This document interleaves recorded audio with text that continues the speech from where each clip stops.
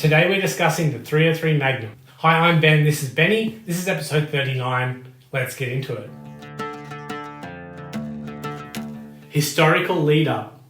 In 1919, after the end of World War I, the National Rifle Association of Great Britain resumed their annual shooting matches at Bisley.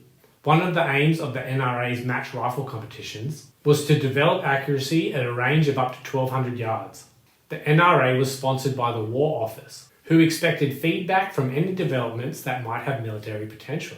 So competitors were only permitted ammunition that would be serviceable from a military point of view.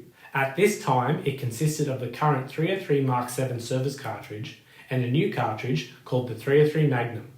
General information. The 303 Magnum was a bottleneck centerfire rifle cartridge that was produced in both semi-rimmed and rimless versions. Developed by W.J. Jeffrey & Co. and produced by Kynoch, the 303 Magnum was a necked-up version of the experimental 276 Enfield cartridge that itself was on the verge of government adoption at the beginning of World War I. The 276 case was a rebated rim, but for the 303 Magnum it was changed to a rimless and semi-rimless design.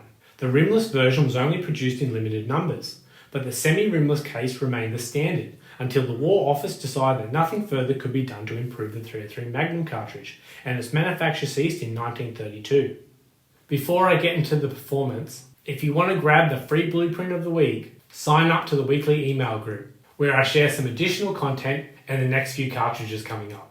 Links below. Performance.